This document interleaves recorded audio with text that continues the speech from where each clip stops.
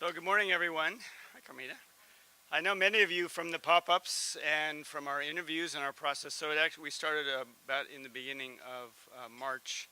So it's been a couple months. So what I'm going to do now is just briefly give you an overview of what we've done. So we think of it as an update on the project. And then, as Dr. Brown said, we're going to ask you to do a little bit of work at your tables, and then we'll share that out. So when we first started, one of the first things we did was we had a planning council meeting, and I think there were 25 or 30 people there. And one of the questions we asked of the planning council was, if you could suggest one word to describe your vision for innovation at FIT in, say, 5 years, what would that one word be? And on the slide you can see these are the words that people shared. And just for clarification, where it says status quo safe, what that meant was that they wanted innovation to be the status quo, and they wanted it to be safe to innovate, which of course meant safe to fail, because we know that innovation involves failure. So just briefly, as I said, I'm going to give you an overview, you're going to do some teamwork, and then we're going to share out. Now, the way we structured the project, so we're an innovation consulting firm, so we try to embed innovation in everything we do. And so we used design thinking as a model for actually how to structure the project. And so we started in the lower left with the process of need finding, which was the interviews that Dr. Brown mentioned. And we interviewed many of you in this room. And in total, we talked to about 75 people, both yourselves, faculty, administration, as well as students, as well as some of your board members, as well as some of your competitors and people from the external community. So we wanted to get a very broad understanding of innovation at FIT, both as it has been, as it is today, and as it could or should be in the future. And then we went and did some analysis of all those interviews, and then the prototyping in the lower right-hand corner of this diagram, those were the prototype pop-ups. So we identified through the interviews and the analysis about 10 major topics, and we tried to prototype them all by getting people together in a workshop of a few hours. And so the last phase after today is we're going to produce our report. And so our report will be really your voice reflected through us about what the potential for innovation at FIT is. And that'll be available at the end of May. Most of you will be long gone on summer vacation, so you know that when you come back in August or September, you'll have some scintillating reading waiting for you here. That was supposed to be a joke, but I didn't hear any laughter. So here we are, pretty much at the end. Now I want to start with a quote from Dr. Deming. Those of you from the business school may know Dr. Deming. So he was a statistician, and after World War II, he introduced the Japanese to the concept of quality. And so what we know today is lean manufacturing from Toyota, for example, derives originally from Dr. Deming's work in Japan in the 1940s and 50s. And he asked a very simple question, which by now has become sort of a business school cliche. So the question, what business are we in, is something that, you know, the first day of business school when you're getting your MBA, they ask you that question. But nevertheless, it's poignant and it's important because it's about the future. So he says, asking the question, what business are we in today, is not enough because it's really about the future. And of course, we're in the business of education, and that's all about the future. It's about preparing our students for their future careers, and it's about preparing society through our students for what society wants to become. So we should ask ourselves the question, what will FIT students expect from FIT in 5 years or in 10 years? And what will they require? It's not only their expectations, but their requirements, because the educational market is a market and students have choice. And what will FIT provide? So that's sort of the bigger context around a question like this around innovation and strategy. So I'm just going to highlight a few key themes that have emerged. None of this will be surprising to you. I would be quite shocked if there was anything here that you weren't already familiar with. But sometimes the role of a consultant like us is simply to listen and feedback. So you know from your own experience that innovation is occurring throughout the FIT community at every level, in every department, in every school. But you probably also realize that no one has the overview. So there's a tremendous amount of innovation going on, but it's quite fragmented in the sense that no one is able to manage it because it just happens, sometimes spontaneously, sometimes through efforts of faculty, sometimes through students. But you can't manage something if you don't have an overview of what's actually going on. So if we want innovation to be a strategic effort of fit, if we want the FIT brand to be known as an innovation brand, then it's necessary and important to get our hands around it, to understand what's going on. It's also important to have a definition. So in our 75 or so interviews, we asked nearly everyone, what's your definition of innovation? And some people readily gave us definitions, and some people paused and said, you know, I really never thought about it. So very often in the interviews, there was a discussion about what does it mean and what might it mean. And it became clear to us that it's important for the institution as a whole to have a definition. So we're sharing our views, which is, first of all, to make a distinction between creativity and innovation. So we think of creativity as something which I'm creating newly for the first time, so new to me. But innovation is not just something which is new to me, but new to the world and a value to someone. So it could be commercial value, so a customer will pay for it. It could be social or institutional value, so an institution would invest in it or somehow benefit from it. And it's an important distinction because so much of the curriculum here is based around creativity, around evoking from the students new ideas for them. But if we talk about innovation, it's a step beyond just something new to me. It's really something new potentially to the world.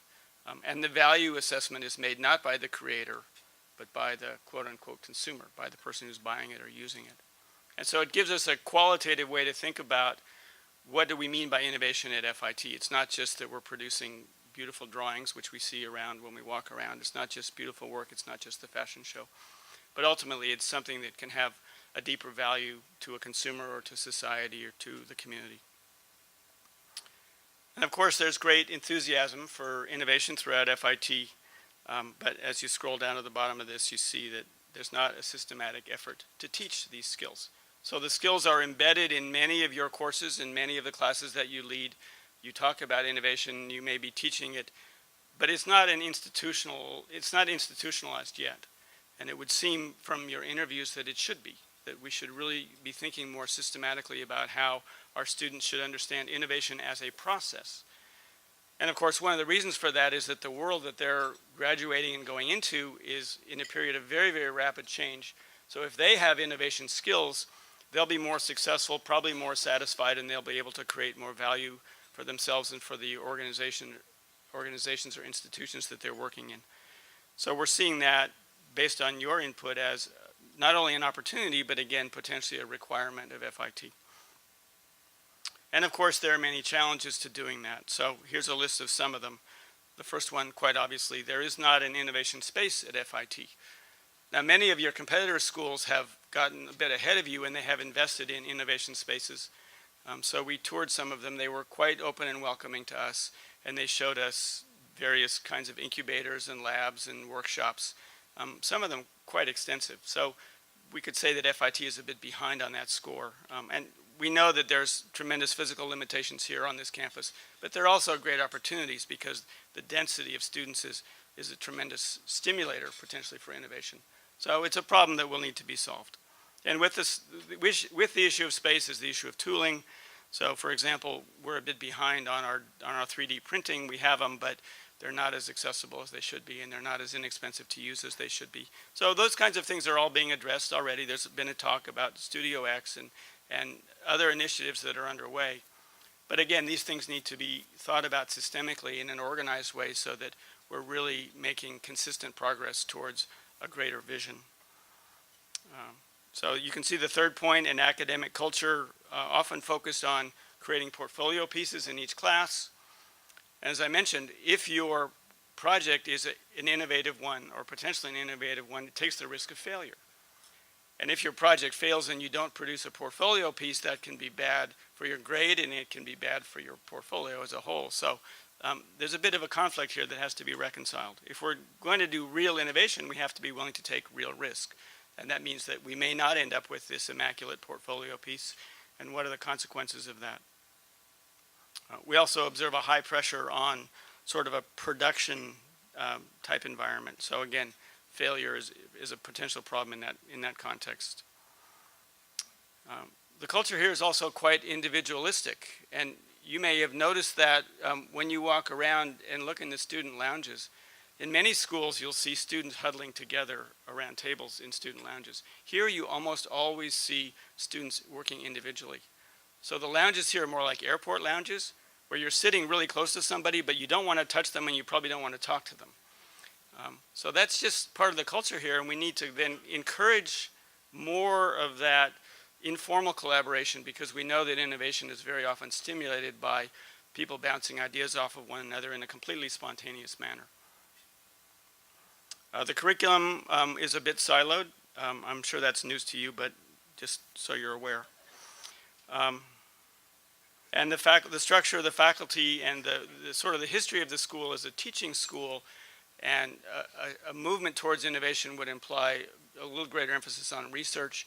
And so there's not only an actual shift, but a cultural shift that might be embedded in that sort of a change. So these are just some of the highlights in terms of challenges.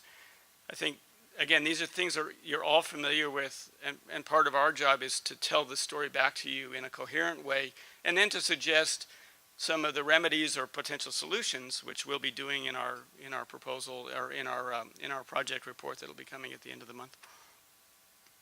Another very interesting thing that occurred in the interviews is we asked people about their vision of an innovation center. And as we studied the various responses we got, we realized that people had different but quite complementary views. So we refer to these as operating models.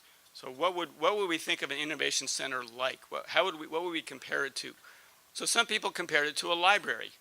It's a place where you can go and access information and tools about innovation. But some people said, no, it's a classroom. It's a place where you go and you teach innovation.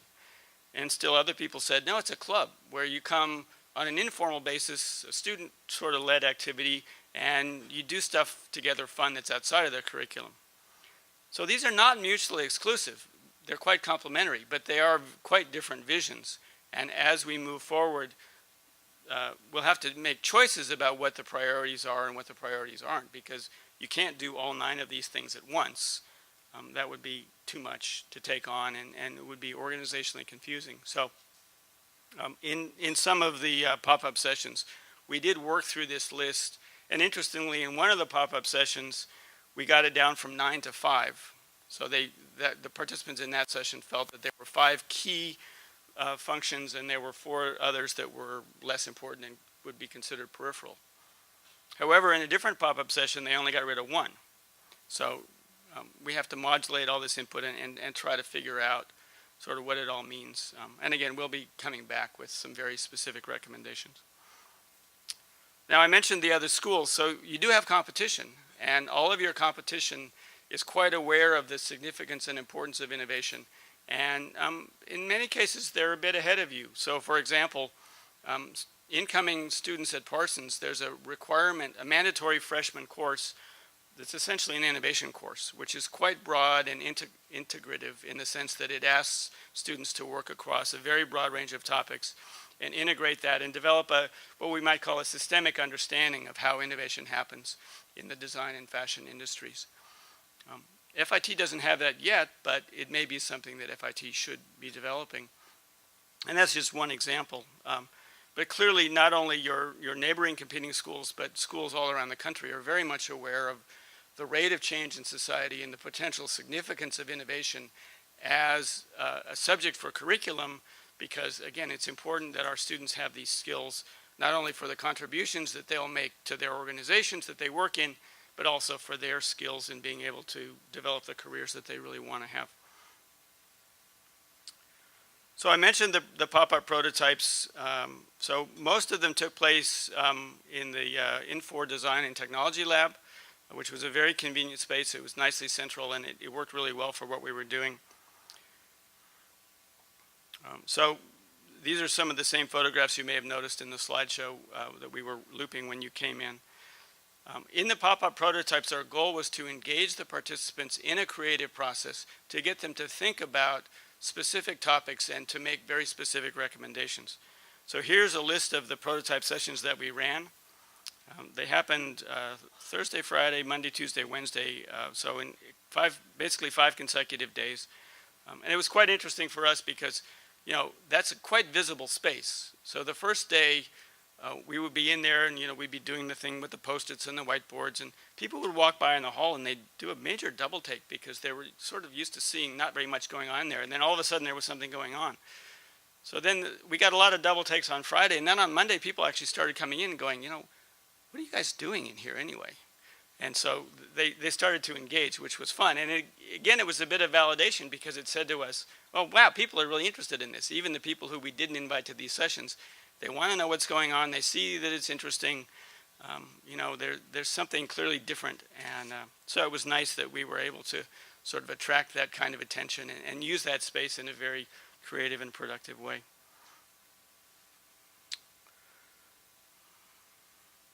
So you can see we're really big on Post-its.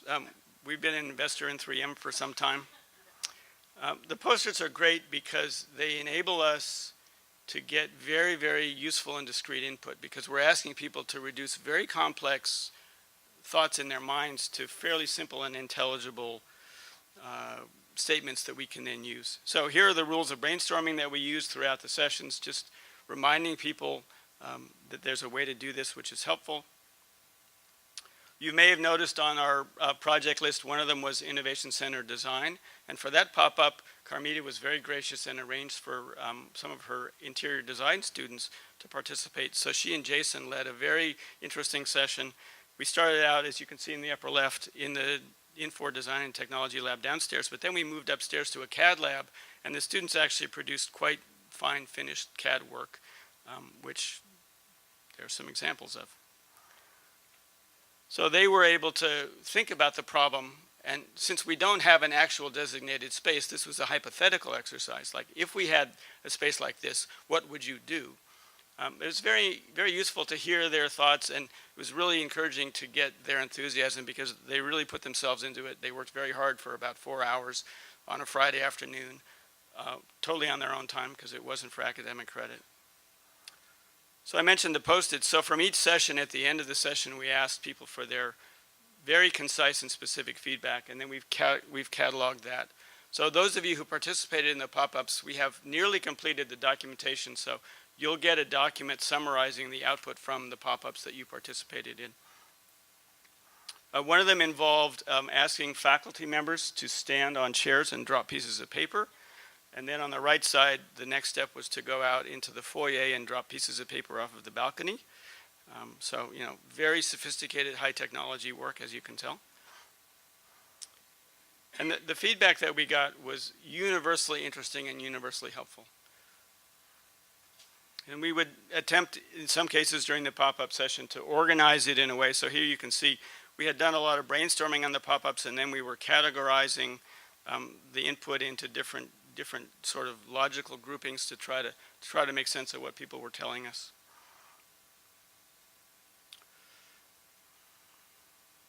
Another thing that we did was we felt that from our interviews, I mentioned we had done about 75, but we felt that the student voice was underrepresented.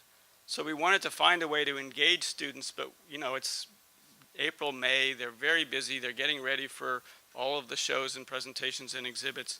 And so the solution we came up with was we went over to the dining hall, well, in this building, so downstairs, and we went over to Starbucks between noon and 2, and we offered that we would pay for everyone's coffee for 2 hours. So in exchange for them filling out our survey form, which looked like this, they got a free drink. And almost all of them went for the most expensive Starbucks that you could get. Like, when they came in, they were thinking, okay, I'm going to get a $2 latte, but they left with a $5 latte because they got it for free. So we ended up with 102 survey responses, which was fantastic for us. And I don't know if you can see it there, but the fifth question down, let's see. Yeah, the fifth question down is, do you think innovation is important for you as a student at FIT? Is it a skill that you need to learn? 101 out of 102 said yes. And the one person who said no said it should be optional. So she wasn't completely rejecting the idea. She just didn't want it shoved down her throat. But I highlighted this one in particular because I thought it was so poignant. And in case you can't read it, it says, Otherwise, we will be replaced by robots. Duh. Right? So by reading all of the answers to that particular question, and by the way, we created a giant Excel, so you're welcome to look at all 102 responses if you like.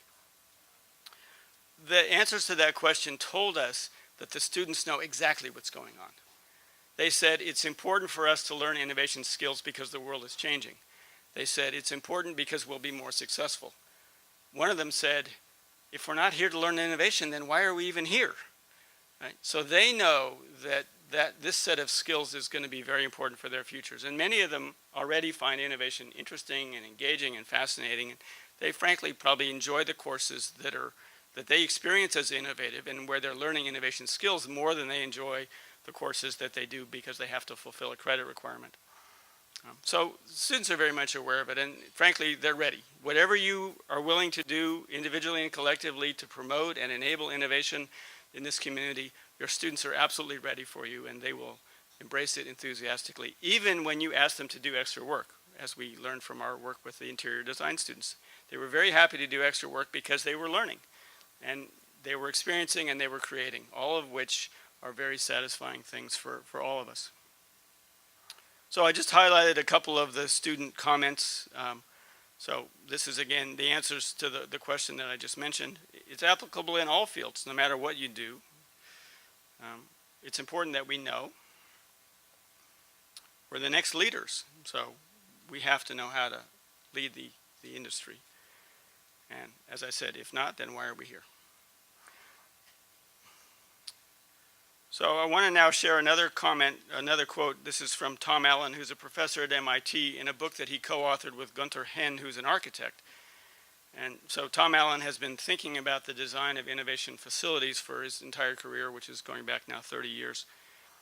And the second paragraph is the one that's really important. He says, organizational structure and physical space have to be aligned in order for innovation to happen. So it's not just that you need an innovation center. You need an institutional culture and structure that enables it, that empowers it, and that leverages it. Conversely, you can have an institutional structure and a curriculum, but if you don't have the place, then it won't flower to its full potential because the two really go together. Now, the book that I took this quote from is a case study of the headquarters that they built for BMW in Munich. And it's a gorgeous building, and the entire building is designed to enable BMW engineers and managers and marketers to work together in a very rich collaborative environment. So to the extent that BMW has been even more successful the last 10 or 15 years, that building has made a small contribution to it. So it's a quite interesting building if you're building, and a quite interesting book if you're interested. I'll be happy to give you the reference. So I use that as a prelude to this. So again, this was one of the post-its that was put up after one of the pop-ups. And the writer said the opportunities for collaboration are endless.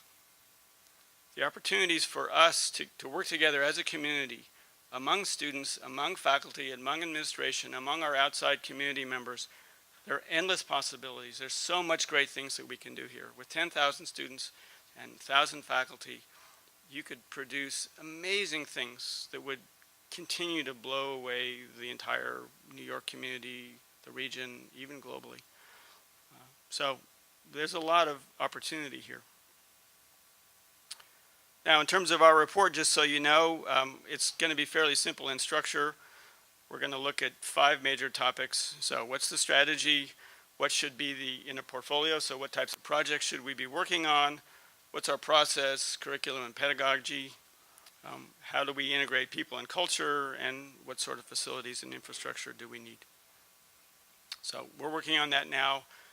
It's going to be scintillating reading, as I said, so you can look forward to something that, when you come back from the beach and you're done with the trashy novels, you can come back to some real literature when you come back in August. All right, so that's just by way of a little background and introduction, and now we're going to ask you to do some work. So we have actually 10 teams, and these are 5 of them, and I forgot to put the other 5 on here, so we'll get to that in a bit. Before we start the teamwork, I just wanted to remind you of the vision of where we're headed. Right? So this is many of your voices, as well as other voices who are not in this room, this is what we desire, what we expect, and what we anticipate for innovation at FIT as a norm within, say, 5 years. So in the teamwork, we have 10 tables here, and we have 10 different topics. The topics are those which arose through our work, through the pop-ups and through the interviews. And we're going to ask you as a group to basically answer 3 or 4 questions. We'd like you to write your output on these flip charts. So we have a flip chart for each table. Once you're done in about 45 minutes, we'll go through and ask each table to just share out for a couple minutes the highlights of what you've done. And since each of the topics is different, you'll have a chance to work on one and hear 9 other topics. And I just wanted to reinforce that we're only giving you 45 minutes to do work that you would prefer to take 3 or 4 hours. So we know it's ridiculous. So just put that aside and stay focused for the 45 minutes. We did this last week with the Planning Council. It actually worked out really well. People kind of rushed through, but the end products that they produced were quite good. So we can go ahead and pass those out now. So here come your assignments. If you have questions, you're not sure how to interpret it, ask me. The way the assignments are structured is each one has a challenge statement. So there's a statement about what we're trying to accomplish, and then we're asking you to answer some specific questions around what are the obstacles, what would be the goal, and most importantly, how would we implement it? So again, I'm here if you have questions, and I'll be tracking time, and we'll catch up with you about 10 o'clock. Thank you very much.